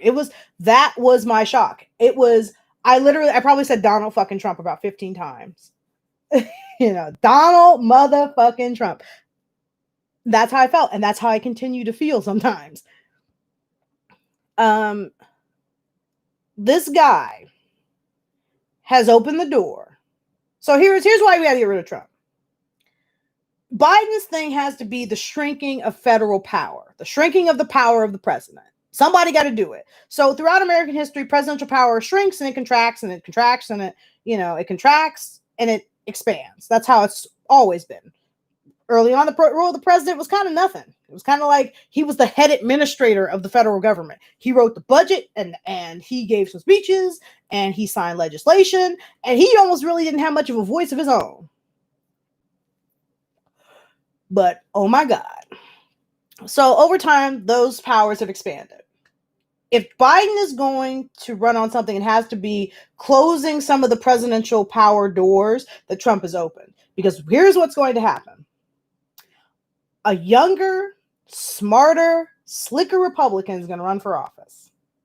And conservatives are going to love him. And he's going to get elected. They're going to throw everything behind him. He's going to get fucking elected. And you're going to wake up one day and he's going to be the dictator of the United States. Mock my words. Mock my words. I swear to you on life. Because it doesn't take that much for the role of the president to become that of a king. It doesn't, there are not a whole lot of protections against that. You know, you can sort of just go, I'm ignoring what Congress has to say. Fuck the Supreme. The Supreme Court and Congress have never experienced the shock of someone going, they've never experienced the shock of someone just being like, oh, I don't care what you say. I'm going to do this anyway. They wouldn't know how to act. Trump has been in violation of the Constitution since he came into office. He should have been impeached basically from the moment he stepped from the office because he's in violation of the Constitution, of the Emoluments Clause. Didn't do anything about that. Tried to impeach him, didn't work. Any person who ever wants to be dictator of the United States now knows three key things. The Democrats, the opposition party, because you're going to run as a Republican. The opposition party is ineffective. The system's mechanisms are ineffective when it comes to stopping you. And the Republicans will stand behind whatever you do. It doesn't matter if you call for full out fascism, they will stand behind you. So if you are a person who wants to be a dictator, all you have to do is be young, slick, and run as a Republican. And then you get in office, you do what the fuck you want to do. Because the Republicans will back you. And they will pretty much pass any legislation you want passed, even if it is in direct contravention of the United States Constitution, even if it's in direct contravention of really anything this country believes in. So he's opened that door. And he's not super smart, and he don't know how to use it, but somebody will. And you think Trump is bad, and you think Biden is bad, something much worse is coming. Mark my words. Okay, Eastspur says in response to Illuminatus, I think the problem with technocracy is that some technocrats think they are somehow beyond ideology. I agree, though, Trump's presidency has shown what steer stupidity, ignorance, and lack of experience has done. 100. Mar-a-Lago responds with 100. Illuminatus says, at the very least, I know that no one is above ideology. That's Illuminatus. Mar-a-Lago says, God, I'm imagining a younger Trump, younger Mike Pence. Yeah. Even if he's smart, if he's a smart motherfucker, he won't try to indulge in social conservatism, right? He got to get some of our electors. He's got to get some a couple liberals. He's got to get some moderates. So he's not going to indulge in. He's going to seem so like middle of the road, right? He's going to be like, oh, I know some of us don't support abortion, or we're not pro-choice, we're pro-life, but in America we believe in choice, and he's gonna say some shit that everybody likes, and I promise you this, you ain't gonna see it coming. Regular niggas are gonna vote for this nigga, and they're not gonna see it coming, because if this nigga is smart enough, it's gonna be a man. I don't think it's gonna be a woman, because women tend to get more scrutiny as presidential candidates. It's gonna be a man. And if he's smart, he's the type of motherfucker, he's that person who's like from a young age, like, oh, I'm gonna be the president, right? And if he's a smart motherfucker, I promise you won't ever see it coming. He'll be in office and it'll just happen. Illuminatus responds, Republic cult. It is I won't go that far, but I'm that political science major really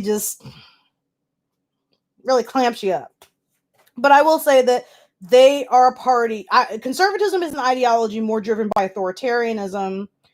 So they tend to do what a leader tells them to do, almost without question. That doesn't mean that's all Republicans. That doesn't mean that's all people who are conservative. But it tends to be that as a group, they tend to follow authority. So you end up with what I just described. So back to the horrible choices we have to make. I don't love Joe Biden, but if Joe Biden is willing to get them kids out them cages, stop breaking up families, throw the effort and the resources, because resources being human capital, the effort of Washington, D.C. to recognize what Puerto Rico needs as opposed to what Washington, D.C. wants for Puerto Rico, is willing to acknowledge the merits of the policies put forth by Black Lives Matter, and is willing to pass those policies, is willing to fight for more funding for entities that could protect our money better as the American people. So, throw more funding at the IRS to help them fight corporate tax fraud so we can recover more money from corporations, more money for the things like the Commodities Futures Trading Commission that helped to prevent things like the financial crisis in 2008, and they were almost completely defunded by prior presidents, and that's why they didn't have any they were stripped of their regulatory power, so they couldn't do anything to stop these fucking banks from gambling our futures away. More funding for things like the SEC. If he is willing to do some of the more conventional things, then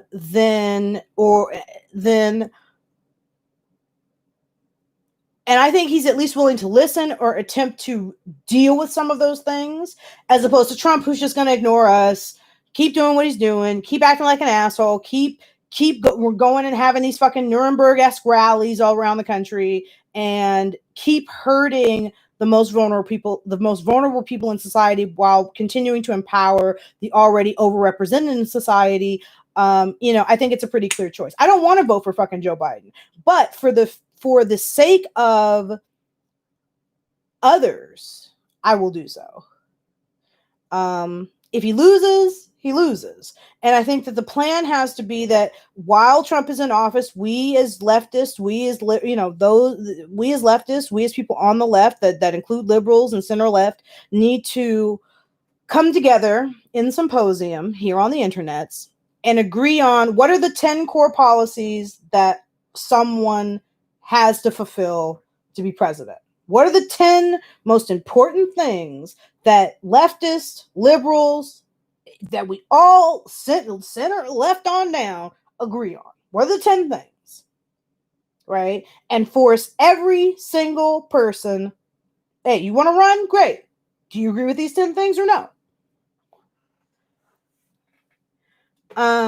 Illuminati says, after coming out of my bizarre 4-year-long Republican phase, which wasn't too long, I realized just how powerful the blind unity is among them. Very collective mindset. I'm not one to follow, so I left.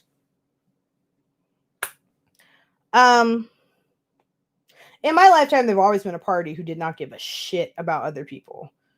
So I was never inclined to be a Republican. The best case scenario I see is President Joe being pushed to action by incoming White House and senators we vote for, who are ideally more progressive. That is it. And being pushed by us. Remember that he craves being loved just as much as Trump does, or any other president. He wants to be loved by his people. And I think that he will listen to collective pressure when there's enough of it. And he's the type of motherfucker to be very swayed by collective pressure. So, something like this happens. So if you have something like the George Floyd protest under Biden, he's going to go a few, maybe 2 or 3 steps further than Trump would have. So I think that there's definitely much more, again, he's definitely much more of a malleable president than Trump is, and is much more likely to listen, even if he's not listening, at least much more likely to try to push action from the left than Trump is. And yeah, he will listen. The incoming House will be more progressive, and he will be pushed by them to do things, and we will be disappointed. I'm glad, in a lot of ways, I'm glad Bernie Sanders is not going to be the president. I'm really glad about that, because the president is a role that will disappoint everyone. And it would have, and I don't think a lot of Bernie Sanders supporters understand, or I think they understand it. I don't think they kind of kept it in their forebrain that if he becomes president, you're going to be disappointed a lot. Like, he's going to advocate for things he believes in. Sure, you still got to get Congress to pass those things. You got to get the Supreme Court to say they're constitutional. And they hate Bernie, so they're not going to do that. And Bernie Sanders would have compromised, and he would have ended up in a position of disappointing people a lot. And you don't want that taint on his record, right? Better that he lost, and he can still talk shit from the sidelines. I don't mean talk shit in a mean way or a diminutive way. I mean, talking that as, doing that as. He can fight from the sidelines.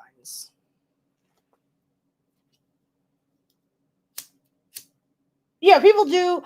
I agree with that, Morlago. The way people talk about it, they expect the president just to do it by themselves, and it's not that way. I'm going to get some nice soft orange, like, firelight. Because look, okay, y'all. So I'm vain. I look at myself more. I look at the camera. Look at how good I look in that soft firelight. Really brightens my shit up.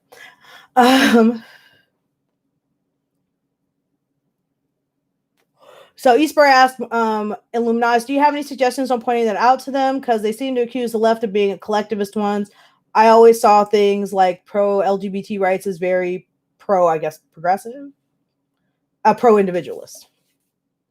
Illuminatus responds, I only went that way because of the Obama administration passing the NDAA and see the hypocrisy in the Democratic Party. Up until then, I was a lifelong Democrat from a Democratic family, so I find myself in a strange position politically.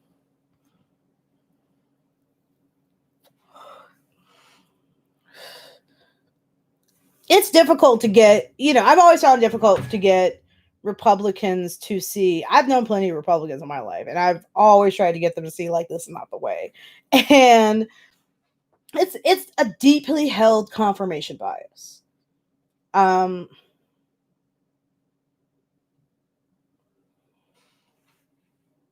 Please don't ask me because I have no idea. Illuminati's got more insight than I do. Oh Lord.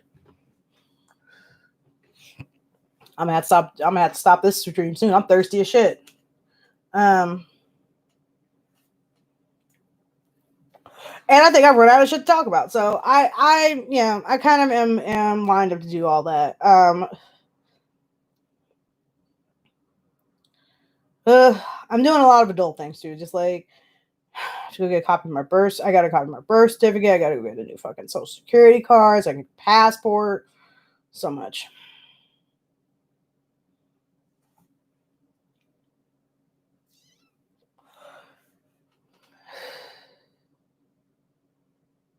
I will say, Eastburst says Democrats aren't a left party at Illuminatus X. I will say this. I can see how Republicans think that the Democrats are left because from their perspective, the Republicans don't understand they are so conservative that they're almost far right wingers. Like they don't get that. Like they are like 2-3 platform planks away from being Nazis. So to them, we look, to them, like Democrats look like fucking Bolsheviks, and fucking leftists look like some shit they ain't never seen before, Deja vu, y'all. Deja vu.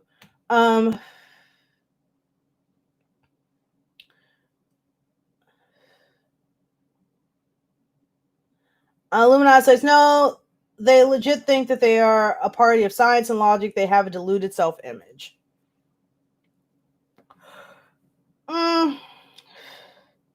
The Democrats are closer. I would say the Democrats are closer to that than the Republicans. We only live in a two-party state, right? Ostensibly, every other party. The Republicans. Yeah, you're right. They do. They have a deluded self-state. And I mean, the Democrats. We live in a two-party system. The Democrats are the closest thing to science and reason we have, and they're not great. They can't get fucking cap and trade passed. This is how shitty this is how shitty the Democrats are. Cap and trade is a conservative plan. They can't get it passed though. So cap and trade, for those who don't know, cap and trade is when you cap the level of carbon emissions in the atmosphere, and then anybody who wants to pollute anybody who wants to put more carbon in the air, you charge them for that. You charge them in credits. They can trade these credits. That's where the trade part comes from. They could buy a certain amount of credits to pollute more than that. And I'm going to call it pollution, fuck it. To pollute more than that, and then they can trade those credits. Now, the incentive being that they'll try to hit the cap so they don't have to spend money on credits. Now, cap and trade has been pretty effective. California has a cap and trade program, and it yields California a lot of money. So once every quarter, industries that put out a lot of that release a lot of carbon dioxide, they come together to buy credits, right?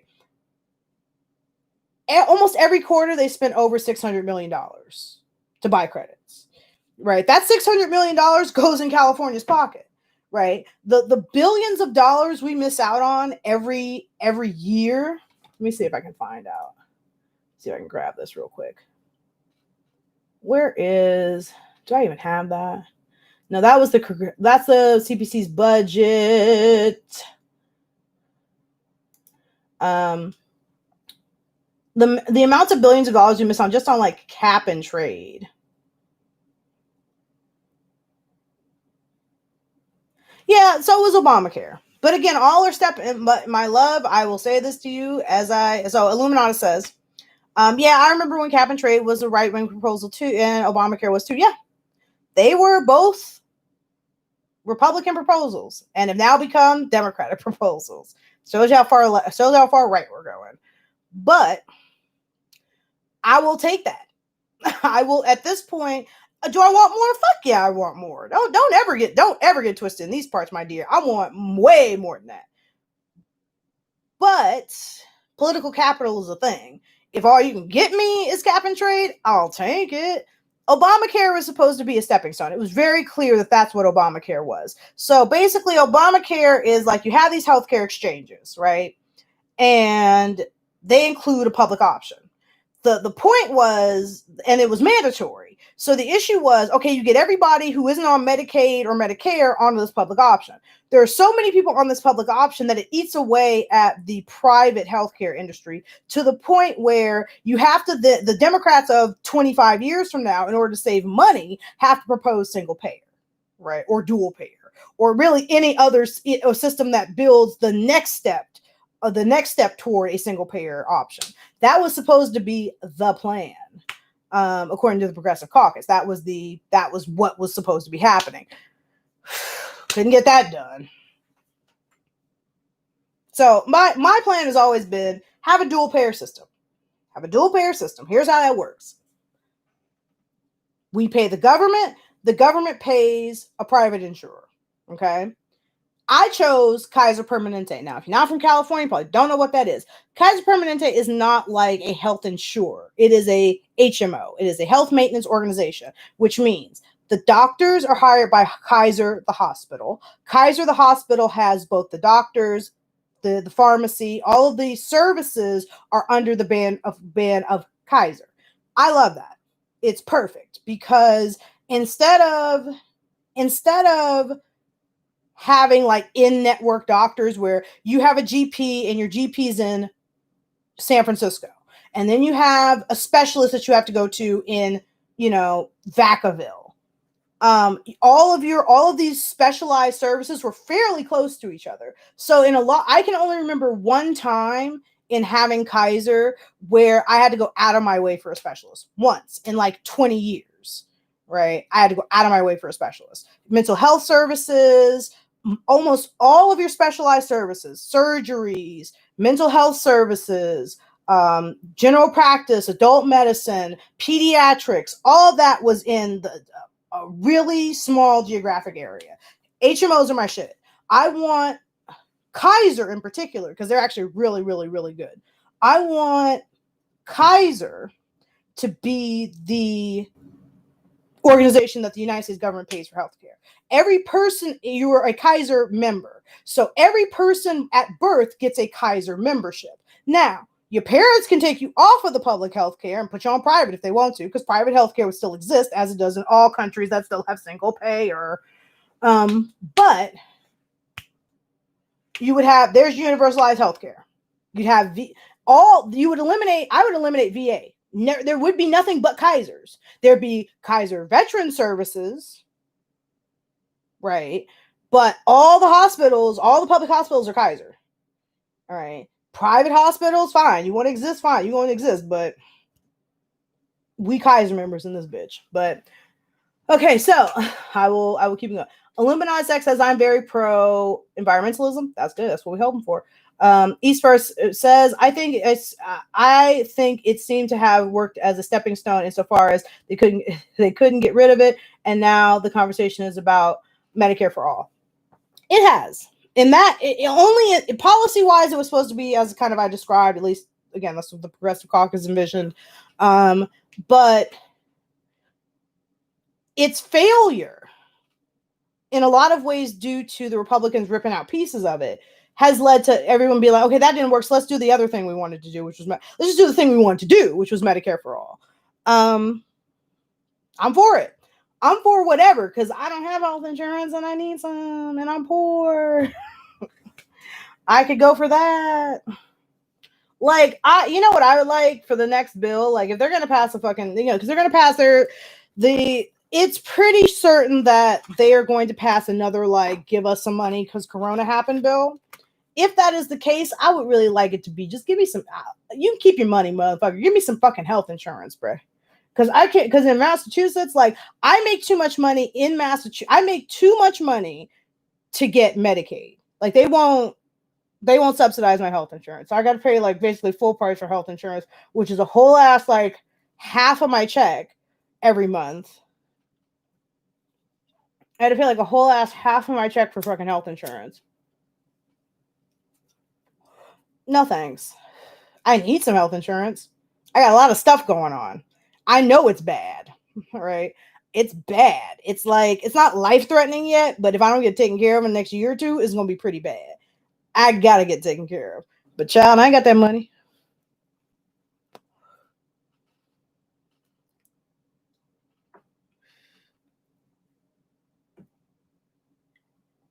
Oh Lord.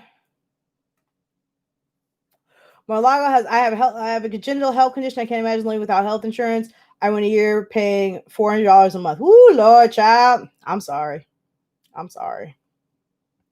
Child, so I was born with a lung condition. I don't know if you guys can see the scar. It's not my webcam.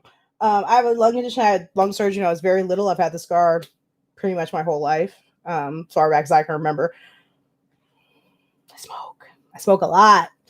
I got a lot of stuff going on. I'm overweight. I got a lot of stuff going on. I'm pretty sure I'm pretty sure I'm pre-diabetic. I got a lot of stuff going on. And I can't afford health insurance. Child. But so that got depressing real quick. So we have delved into subjects. I'm getting hot. Lord have mercy. It's been 2 hours. So I'm gonna wrap it up, y'all. It's been good. I'm gonna do my damnedest to kind of get back. By July, I want to be back in the swing of things. By July, I want to be making videos kind of on the reg, even if it's just a couple of live streams a month, like getting back into it. Get back to, having a social life and whatnot. I've just been off in fairyland doing fairy things. But happy. So I want to say tomorrow, because today is the 18th, I believe. Yes. So tomorrow is... What was that motherfucker? He was tired. Oh my God. I'm just thinking about how tired that man was. So I want to say happy Juneteenth to everybody. Tomorrow's Juneteenth. Remember to celebrate. Illuminatus, good night. We will speak again. You be well as well. It was good seeing y'all. So I want to say good night to all my guests, Illuminatus, Esper, Kai P, I want to say. Kai P and Mar-a-Lago, thank you so much for coming by. It's been a blast. I've enjoyed it. Happy Juneteenth to all of y'all. Like I said, I want to start getting back into the swing of things and all that good shit. And I will be seeing you soon. Good night, good morning, and good afternoon. Be well, my dear. Stay safe, for God's sake. Oh, Lord. Wear that mask, child. Wear that mask. If you feel sick, stay at home. Wash your hands, at least 40 seconds. Soap and water. Hand sanitizer is okay in a pinch, but wash them hands. All right. Happy Juneteenth. Mwah. Be well, guys. It's good seeing you.